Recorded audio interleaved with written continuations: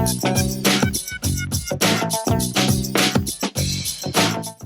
there everybody, thanks for tuning into DCAC-TV Kids Zone. I'm your host Miss Hoy and welcome back. If you've been with us since episode 1, you've watched 8 whole episodes. Oh my gosh, where does the time go? But if you've missed one along the way, remember you can always go back to the Digital Creative Arts Center page and all of them are saved there in our video file.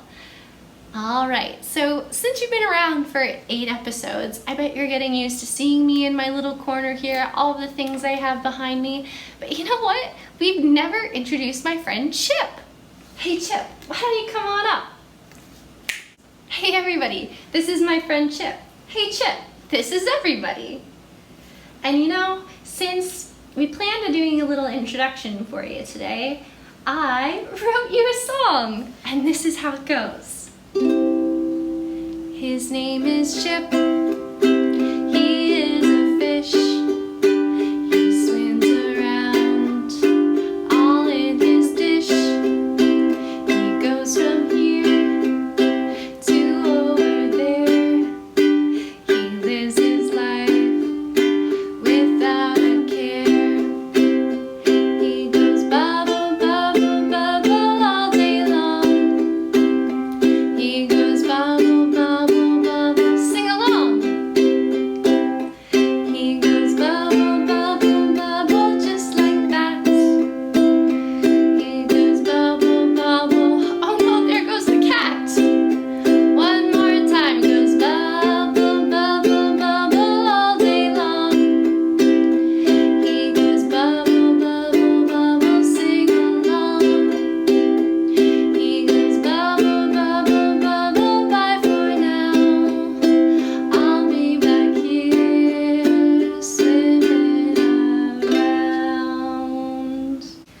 Chip, well, thanks for joining us up here, but we gotta get on with the show, so let's put you back. First up, Nick's back on the show today with another Nick's Book Nook. Let's see what he's up to. Hi there, and welcome back to Nick's Book Nook. Today I have a story for you. It's called If You Give a Mouse a Cookie. And it's by author Laura Joffe Numeroff. So, if you give a mouse a cookie. Why would you give a mouse a cookie? Well, if you give a mouse a cookie, he's going to ask for a glass of milk. And when you give him that milk, he's probably going to ask for a straw to drink the milk with. And when he's finished all that milk, he's going to ask for a napkin. Get all the milk off his face. Then he'll want to look in the mirror to make sure he doesn't have a milk mustache. When he looks into the mirror, he might notice that his hair needs a trim. So he'll probably ask for a little tiny pair of nail scissors. When he's finished giving himself a trim, he'll want a broom so he can sweep up. And he'll start sweeping, and he'll sweep, and he'll sweep, and he'll sweep, but he might get carried away and sweep up every room in your house. He might even end up washing the floors as well.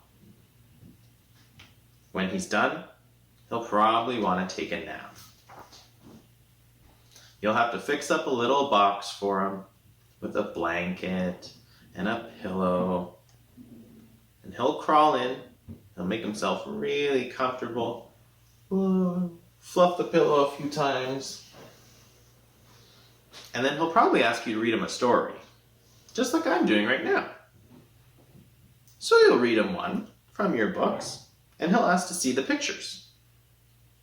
When he looks at the pictures, he'll get so excited, he'll wake up and he'll want to draw one of his own. He'll ask for some paper and some crayons. He'll draw a picture. Scribble here, and we'll outline here, maybe add some shading. And when the picture's finished, ooh, that's a really nice picture. He'll want to sign his name. Because we all know if you're a really good artist, you have to sign your name when you draw a picture. So he'll need a pen. And then he'll want to take that picture and hang it on your fridge. Which means he'll need some Scotch tape. So he can tape it up there. He'll hang up his drawing and he'll stand back and he'll look up at it. And looking at the refrigerator will probably remind him that he's so thirsty. It's been so long since he had that milk. So he'll ask for another glass of milk. And chances are, if he asks for that glass of milk, he'll probably want a cookie to go with it. Oh, silly mouse. Well, I hope you liked my book. Hi! Here's Presley. Knock knock. Who's there? No bell. Noble who? No bell. That's why I'm knocking. Of course. Next on the show, we have 3 of my favorite people, and they've been here a couple times before. Can you guess who they are? Let's see if you're right. Hi guys, it's us, and we've got our science time. We're all very excited about science time here.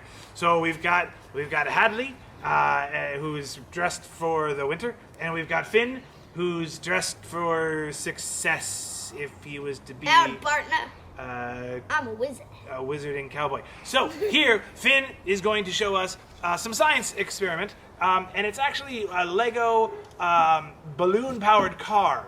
So these are some things that you should have around your house. You might have a balloon from a birthday party, or just balloons in general. And then you also got Lego. I'm sure you've got lots of Lego. So he's walking up. He's showing you. He's doing his Vanna White. He's gonna look at. I have a car that I made out of Lego. And then I have a balloon. The balloon does not stay onto the car unless you make a little Lego holder that holds the balloon in place. So then you put the holder on the car and you blow up the balloon. It's riveting, absolutely riveting. Now, as he's doing this, we got to put our safety goggles on. The kids don't have it, but I'm making sure that I am safe. You're safe. Okay. Okay. There you go. All right. So, once I've blown up my balloon, Yeah. I'm going Put it right there. Okay. Move our feet. You don't want to get run over by a car. and then you let go of the ending of the balloon. Hey, look at that! moves. That is a science. Look at that.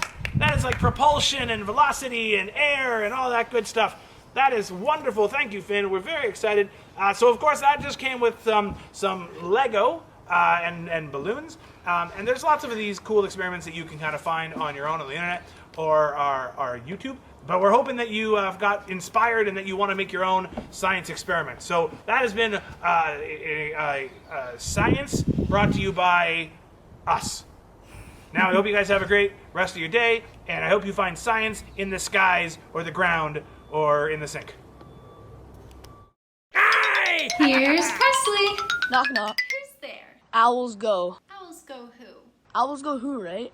Owls do go who. That's very clever.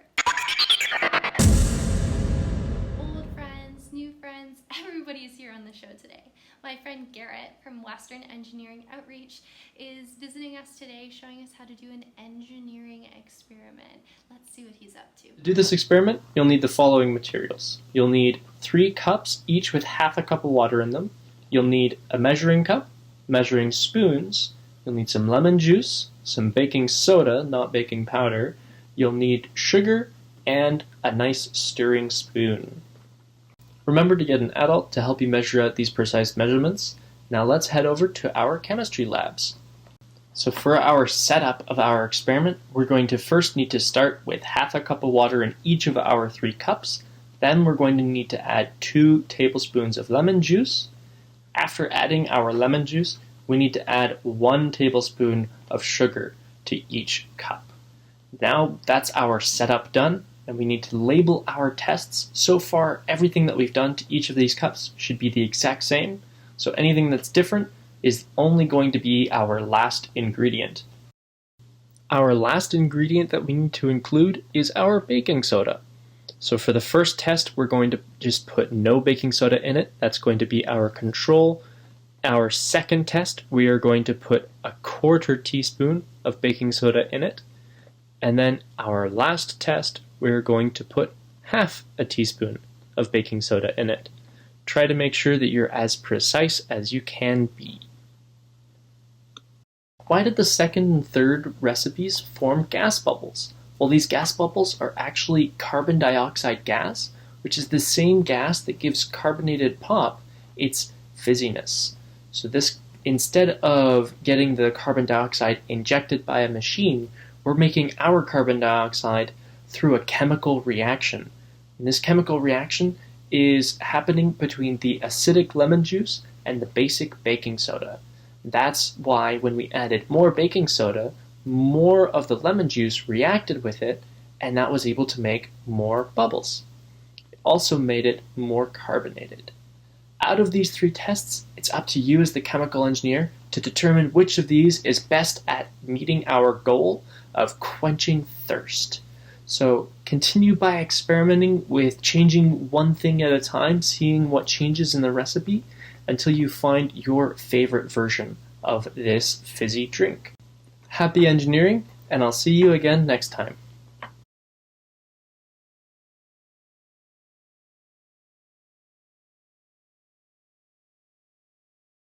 Thanks for stopping by today, Garrett. I sure am thirsty for a glass of lemonade now.